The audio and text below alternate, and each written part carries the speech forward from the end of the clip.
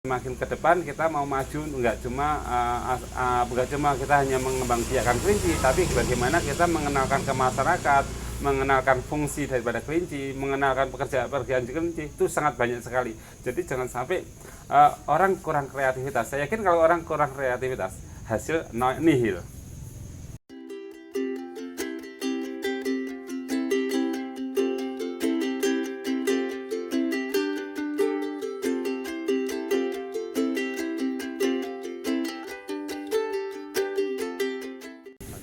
Assalamualaikum warahmatullahi wabarakatuh. Perkenalkan, nama saya Wusono dari Pokok 1 RT 7 Trimulya jadi Seratul.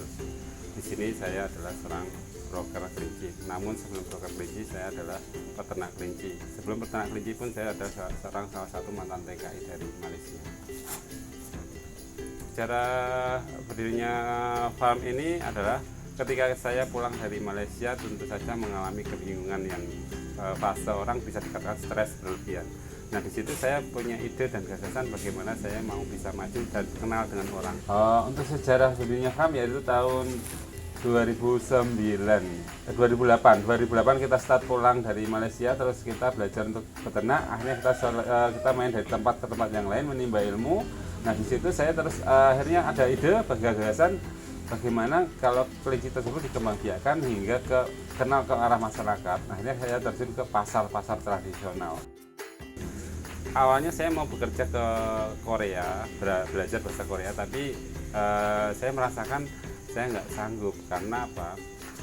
Ada fase-fase stres untuk menghafal bahasa kanji dan menghafal kosakatanya. Akhirnya saya lari bersama kelinci. Nah, di situ kelinci kita hanya untuk menghilangkan rasa stres. Sebenarnya hanya untuk menghilangkan rasa stres setelah saya belajar bahasa Korea. Namun setelah arah ke depan atau berikutnya, ternyata malah hal-hal yang namanya sampingan malah menghasilkan. Nah, di situ saya akhirnya meninggalkan namanya bahasa Korea dan saya fokus ke arah kelinci. Kelinci tersebut pertama nggak berisik dan mudah diternakkan. Di samping tersebut banyak manfaatnya. Di samping manfaatnya tersebut bisa digunakan dari fase urin, daging, bulu bisa diolah lagi. Untuk sekarang kelincinya kurang lebih antara 50 sampai 60 ekor.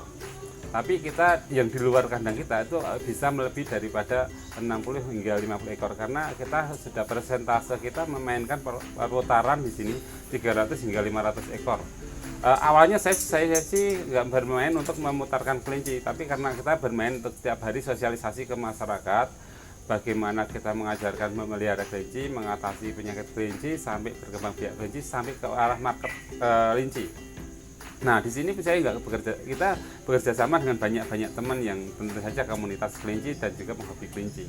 Nah, orang-orang tersebut itu enggak cuma di kawasan Bantul saja, ada yang di Kulon Progo, ada yang di Klaten, ada juga yang di luar kawasan di Magelang dan lain-lain.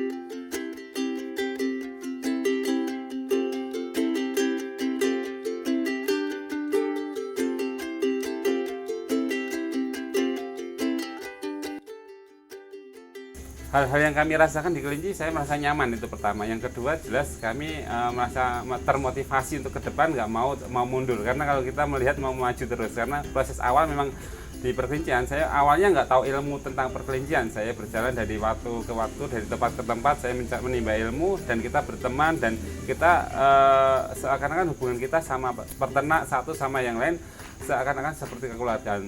Jadinya kita sampai sekarang pun komunikasi tersebut masih bersambung. Dan semakin ke depan kita mau maju nggak cuma kita hanya mengembangbiakan kelinci, tapi bagaimana kita mengenalkan ke masyarakat, mengenalkan fungsi daripada kelinci, mengenalkan pekerjaan kelinci itu sangat banyak sekali. Jadi jangan sampai orang kurang kreativitas. Saya yakin kalau orang kurang kreativitas, hasil nihil. Untuk ciri-ciri kelinci yang sakit, pertama kalau di telinga ada bintik-bintik putih atau bentuk benjol-benjolan yang kayak jamur, itu namanya skabies. Tapi kalau nafsu makan berkurang atau mojok, telinganya dingin, biasanya kembung. Nah, itu sudah diambil tindakan untuk mengambil pakai obat namanya rebung ataukah antangin atau sejenis yang obat yang sejenis antangin. bisa dimasukkan di perut di mulut kelinci. Untuk kendala yang dihadapi tentang di peternakan kelinci biasanya masalah penyakit yang paling berat, yaitu pertama kembung, terus mastitis. Di samping itu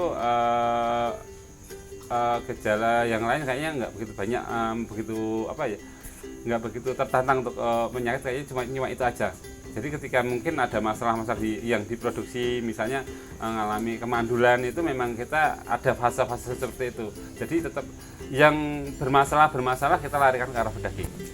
Jadi kita di sini kita bertugas untuk mensosialisasikan, memelihara ke masyarakat. Nah di situ kalau dia sudah berhasil, kita ambil dari hasil tersebut, kita kembangbiakkan, kita larikan ke peternak yang lainnya. Jadi biar kelinci tersebut perputarannya semakin pesat.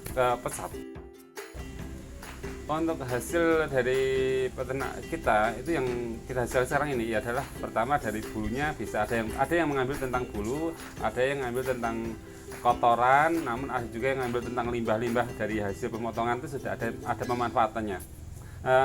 Tentu saja orang-orang itu dalam artian beda tempat.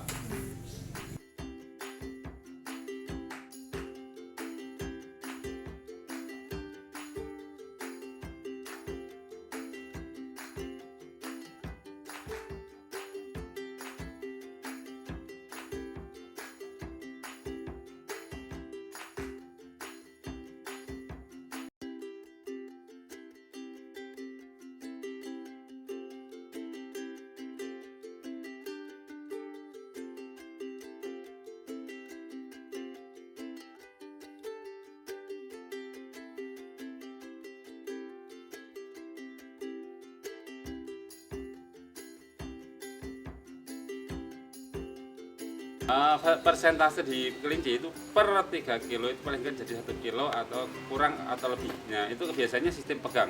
Kalau pegang sama timbang beda. Jadi kalau pegang itu yakin nanti akan hasilnya itu jadi berapa kilo. Tapi kalau timbang itu kadang-kadang hasilnya nggak sesuai dengan apa yang kita model teori. Kalau teori 3 kilo jadi sepertiga misalnya, atau sepertiga 35%. Tapi di posisi praktek itu belum tentu, karena tergantung jenis-jenis kelinci. Ada yang kelinci tersebut ada di fase lambungnya itu besar, namun ada yang kecil. Nah di situ kita harus tahu sistem perabai.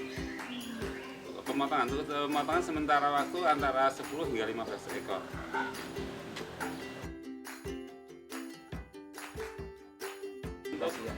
Untuk pakan yang di kandang kita itu menggunakan namanya kelas tradisional, yaitu komboran dan hijau-hijauan.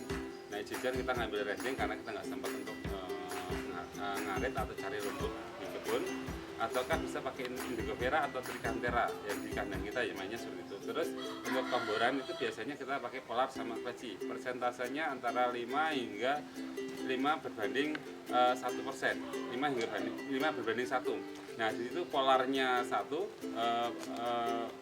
klecinya 5. Untuk kandang kita sementara operasional untuk berapa kilonya itu kurang lebih antara 5 hingga 7 kilo.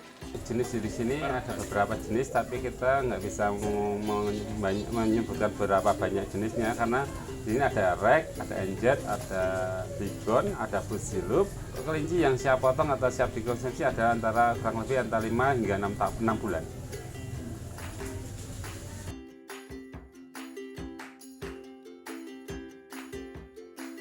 Yang di sini dikonsumsi, namun juga ada yang diproduktif, di breeding, dalam arti diternakkan. Dalam artian kenapa yang kita dikonsumsi, yang dikonsumsi tersebut ada kelinci-kelinci yang banyakkan jantan, ataukah kadangkala udah afkir, ataukah ada masalah di produktivitas.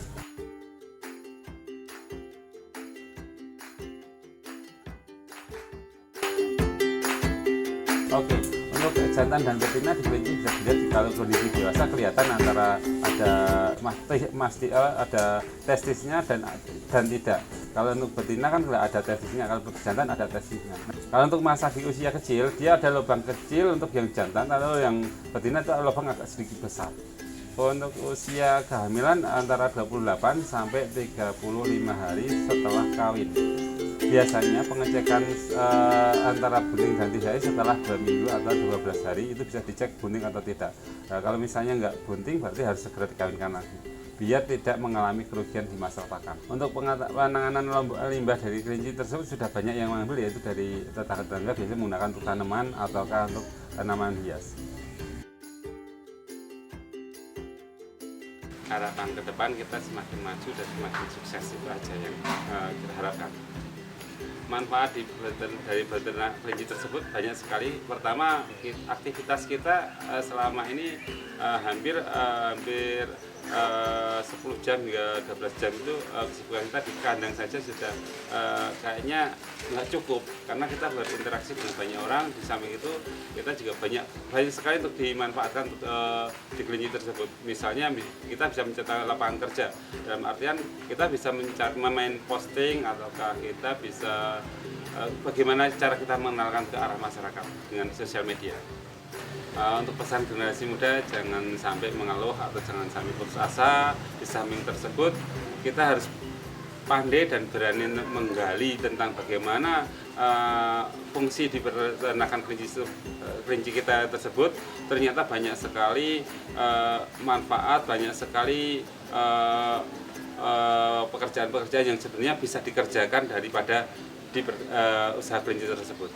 Misalnya kita mengenal seseorang dengan media kelinci, misalnya kita menciptakan buat kandang atau apapun di bidang kelinci, misalnya seperti pupuk otaurin bisa dijual model tanaman hias, ataukah bentuk model pupuk organik, ataukah pupuk kering, ataukah dari bulunya mungkin bisa dijual bentuk-bentuk tas, atau banyak sekali untuk di kelinci tersebut. Saya yakin kita selagi mau semangat dan semangat, mau nggak mau putus asa, saya yakin bisa berhasil. Kunci utama yaitu sungguh-sungguh. Insya Allah manjada wajada, barang siapa bersungguh pasti berhasil. Gitu. Oke, dari saya terima kasih. Assalamualaikum warahmatullahi wabarakatuh.